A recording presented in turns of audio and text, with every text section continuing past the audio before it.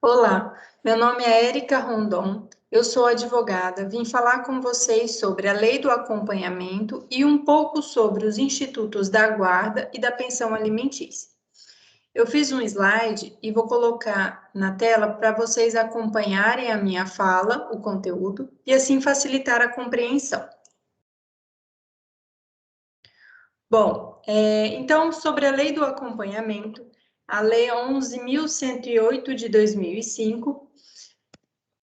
Ela prevê que nos serviços de saúde do SUS e na rede própria ou conveniada, então nos hospitais particulares também, eles estão obrigados a permitir à gestante o direito à presença de um acompanhante, né? Esse acompanhante estará junto à gestante durante todo o período de trabalho de parto, durante o parto e também no pós-parto. Isso é previsto tanto no parto normal como na cesárea. O acompanhante é de livre escolha da gestante, certo? No caso de proibição, a gente aconselha, né, se por acaso, porventura o hospital proibir o ingresso de algum acompanhante, a gente orienta a procurar a ouvidoria do próprio hospital e não solucionando, temos a ouvidoria do Ministério da Saúde, que pode ser contactado pelo telefone 136. Bom, nós estamos vivendo uma situação atípica, né, que é uma pandemia, então, que trouxe para a nossa vida certas restrições, certo? Então, pode sim ocorrer dos hospitais terem algumas restrições com relação ao acompanhante, né?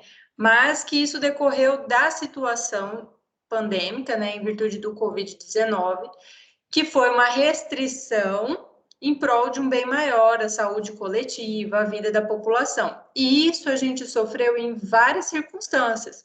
Nós tivemos o nosso direito de locomoção muitas vezes restringido, um toque de recolher, muitas vezes a nossa restrição de ingressar num estabelecimento com limite de quantidade de pessoa, a obrigatoriedade do uso de máscara. Então, é sim, principalmente que vocês estão indo para um local que envolve a saúde, que é o hospital, então, onde tem a circulação de pessoas contaminadas pelo Covid, né?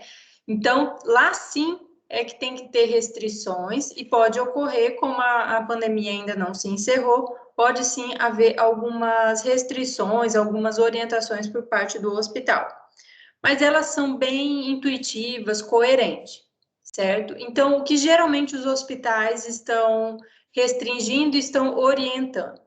No caso dos acompanhantes, que não esteja com sintomas, né, do COVID, então sintomas parecidos com os da gripe, não esteja tossindo, não esteja com febre, nem nariz escorrendo, nesse sentido, né? Que não seja, o acompanhante não seja alguém do grupo de risco, né? Visando, então, proteger a vida deste acompanhante, né? Que nós sabemos que as pessoas do grupo de risco, então a orientação é que não seja ninguém maior de 60 anos, que tenha algum problema respiratório, que seja menor de 18 anos, né? É a orientação. E como nós estamos vivendo ainda neste momento de pandemia, o uso obrigatório de máscara, higienização, né, a orientação que eles passam. Pode sim ocorrer, que é o que vem às vezes ocorrendo, né, a permissão do acompanhante ingressar quando começar o trabalho de parto, quer dizer, quando começar o parto. Às vezes apenas a gestante ingressa no hospital, né, vai lá, se prepara, no momento do parto, o acompanhante ingressa. Isso tudo está ocorrendo muitas vezes desta forma por causa da pandemia. Mas, se estivéssemos numa situação normal, de normalidade, o acompanhante já poderia estar junto com a gestante desde o trabalho de parto, durante o parto e no pós-parto. Então, outra coisa que pode ocorrer em razão do Covid-19, né, é a restrição das visitas. né? Evitando, sim, a locomoção de pessoas diferentes no ambiente hospitalar, né? Essa rotatividade de pessoas para evitar o contágio. Então, pode, sim, haver a suspensão das visitas para precaução.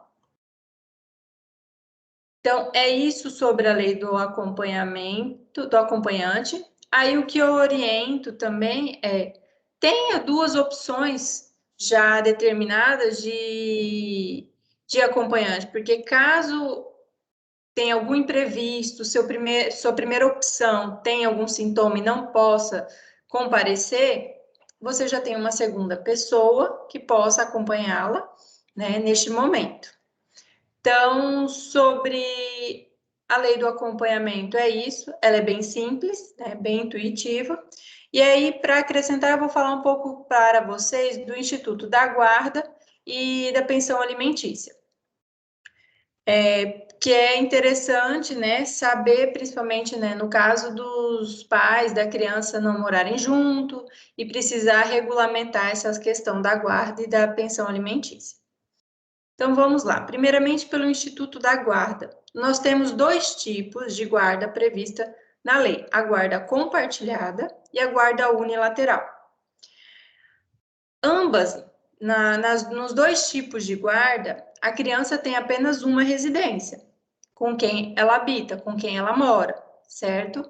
Então, a diferença dessas guardas está no compartilhamento da tomada de decisões. Então, a diferença está na tomada de decisões referentes à criança. Então, na guarda compartilhada, como o próprio nome diz, as decisões referentes à criança são tomadas em conjunto, entre os pais. E isso pressupõe um diálogo entre os pais. É preciso que haja uma conversa para eles tomarem decisão. Então, eles vão decidir em que escola vão matricular a criança, se vai fazer uma atividade extracurricular em qual, aonde, se vai fazer algum tratamento de saúde, com que médico, aonde levar, né? Então, essas decisões, o que fazer nos horários da criança livre, então, essa tomada de decisão. Então, quando os pais moram junto, eles tomam em conjunto ali no dia a dia. No caso dos pais separados, a gente chama de guarda compartilhada porque eles não moram juntos, mas compartilham as decisões referentes ao filho, certo? No caso da unilateral, apenas aquele que detém a guarda é responsável pela tomada de decisão. Então, ele que vai decidir em que escola vai matricular, né? Sobre a saúde da criança, todas essas decisões referentes à criança, o guardião vai tomar.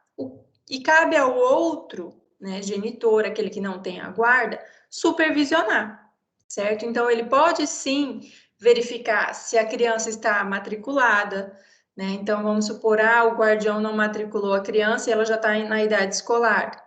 Então, ele pode sim cobrar o guardião para realizar a matrícula. Se não houver solução, ele pode sim recorrer ao conselho tutelar para que haja uma interferência, né? Então, ele pode buscar meios, né? Se ele verificar que algo está errado. Então, essa é a diferença. O que muitas pessoas pensam equivocadamente, principalmente sobre a guarda compartilhada, as pessoas pensam que é o compartilhamento de casas. A criança mora 15 dias com um, depois 15 dias com outro. Isso é incorreto, esse entendimento, tá? Isso seria uma guarda alternada, que não é prevista na lei, essa alternância de casa, certo? Os profissionais entendem que é prejudicial ao desenvolvimento da criança, né? Para ela ter essa questão de responsabilidade, de compromisso, de horário, ficar alternando de casa, de modos de viver, de cobranças diferentes, né, de disciplinas diferentes, isso pode trazer certa confusão e muitas dificuldades para as crianças. Então, com relação à guarda, é isso, bem simples. Compartilhamento de decisões entre os pais, precisa que haja um bom diálogo entre eles. Unilateral, apenas um toma as decisões, o guardião, o outro supervisiona. Agora, sobre a pensão alimentícia. Quem tem direito à pensão? As grávidas, né? Os menores de 18 anos, as crianças menores de 18 anos, E quando completa 18 anos, a pensão alimentícia não é mais devida, exceto se aquele adolescente estiver estudando. Aí essa obrigação vai até os 24 anos. Só que é preciso comprovar que esteja fazendo faculdade ou algum curso técnico, que esteja matriculado e esteja fazendo esse curso. Ok. A pensão, ela é dividida em dois blocos, tá? Um valor fixo e um valor variável. Esse valor fixo, a gente geralmente estipula em porcentagem do salário mínimo para que essa pensão fique sempre atualizada. Então, havendo o aumento do salário mínimo, consequentemente, a pensão alimentícia é ajustada e você mantém o poder aquisitivo. E qual o objetivo dessa pensão, né? Esse valor fixo todo mês? Ajudar nos gastos que se tem com a criança ou adolescente com relação à alimentação, a produtos de higiene, a produtos de limpeza, né? Porque você lava a roupa da criança, então você precisa comprar um sabão em pó, um amaciante, a criança também tem que fazer a sua higiene, então precisa de sabonete, de pasta de dente, então o valor fixo é para ajudar nestes gastos com a alimentação, como o próprio nome fala, pensão alimentícia, com a alimentação e essa questão de produtos de higiene, produtos de limpeza, certo? Então, é um valor. É todo mês, porque a gente tem esses gastos todos os meses, né? Então, é repassado todo mês. Aí nós temos a parte variável, a segunda parte, que a gente chama de despesa extraordinária. Extraordinária porque não ocorre todos os meses, são esporádicas. Geralmente é fixada que essas despesas sejam rateadas entre os pais 50% para cada. E o que envolve essas despesas extraordinárias? Saúde, educação e vestuário. Na saúde entra todo medicamento, todo tratamento médico, consulta que não for coberto pelo SUS. Nós temos a rede pública, né? Então, a gente está disponibilizado para todo mundo, então a obrigação dos pais dividir aquilo que não está ao alcance pela rede pública. Então, precisou, o médico lá receitou um medicamento, não tem lá no postinho, precisou comprar, às vezes, por causa da urgência, divide entre os pais, custou R$50, 25 para cada. Né? Então, a gente fala isso da rede pública porque nada impede, se houver como se diz, disponibilidade econômica da pessoa, dela pagar por fora, ou se ela quiser pagar um plano, ela pode, né? Mas aí é sugestões, não é obrigatoriedade. A gente tem a rede pública, então ela está aí ofertada para todo mundo. Então, geralmente é desta forma. Na questão da educação, a mesma coisa. Nós temos o ensino público, então entra nessa divisão o material escolar, que não é fornecido pela escola. Então, geralmente é uma vez no ano. Então, lá no começo do ano, então os pais já sabem que vão ter que adquirir material escolar, vai ter um gasto, eles já se preparam porque vai ter que ser dividido. E aí entra o vestuário, porque é algo que precisa comprar com frequência, porque a criança ou adolescente perde sapato, perde roupa, e ficar para apenas o cargo de fazer essa aquisição se torna muito caro, né? Então, é dividido também o vestuário. Aí, a orientação que eu dou procurem fazer isso com frequência, a cada 3, 4 meses, para não ficar puxado para ninguém, né? Então, os pais chegando num consenso, vamos comprar a cada 3, 4 meses umas peças, não vai ficar pesado para ninguém, não vai ficar um valor alto, tá? Sobre o valor da pensão, muitas pessoas acreditam que a lei impõe que seja 30% do salário mínimo ou 30% do salário da pessoa, mas a lei não prevê isso.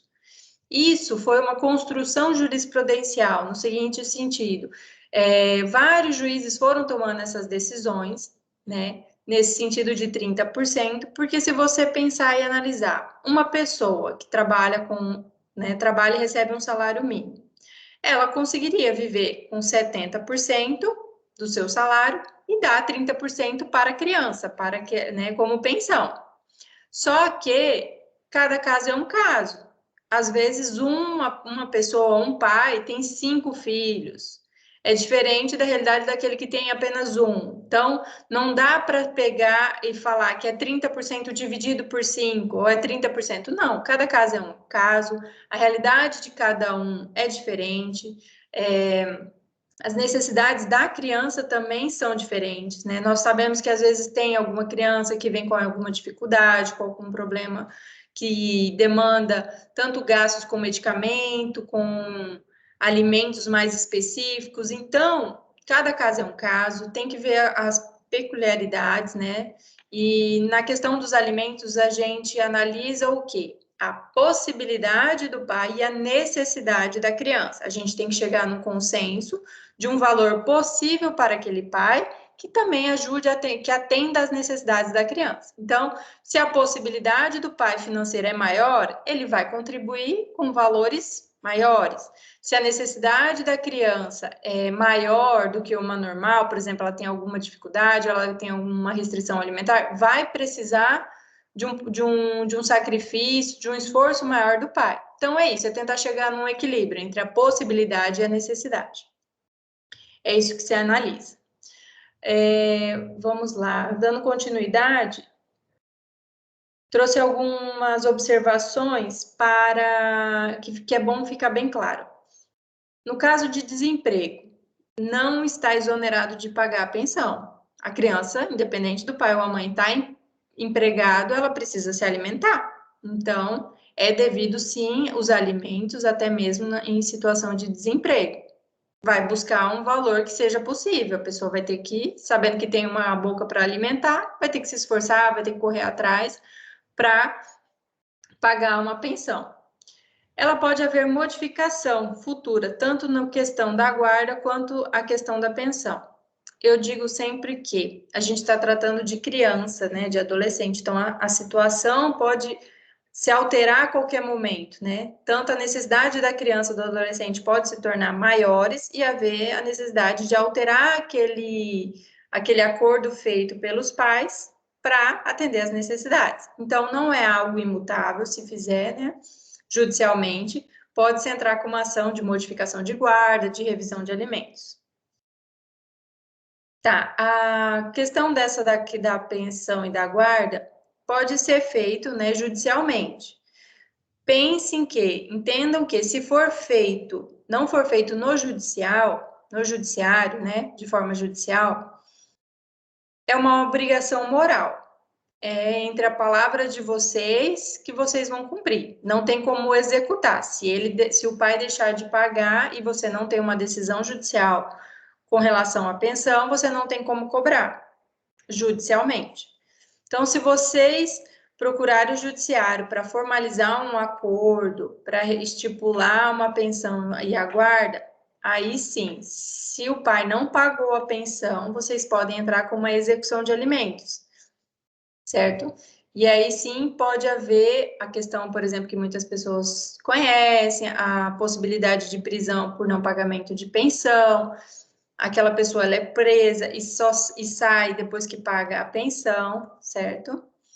E como fixar, então, essa guarda e pensão no judiciário, no fórum, né, da comarca? Através do SEJUSC, que é o Centro Judiciário de Solução de Conflitos e Cidadania, tem aí o telefone.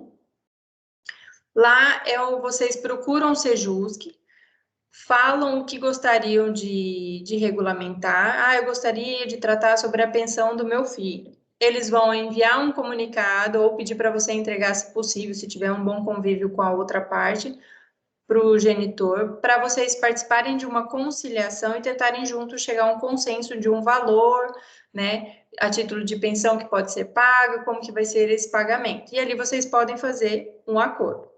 Se ali não houver um acordo, né, vocês vão ter que procurar um advogado ou a defensoria para ingressar com uma ação judicial. Lá é um procedimento pré-processual, é uma tentativa de solução sem a necessidade de ajuizar uma ação judicial. Ali não deu certo, não é que os seus meios acabaram, você vai ter que procurar, porque ali no SEJUSC você não precisa de advogado nem defensor.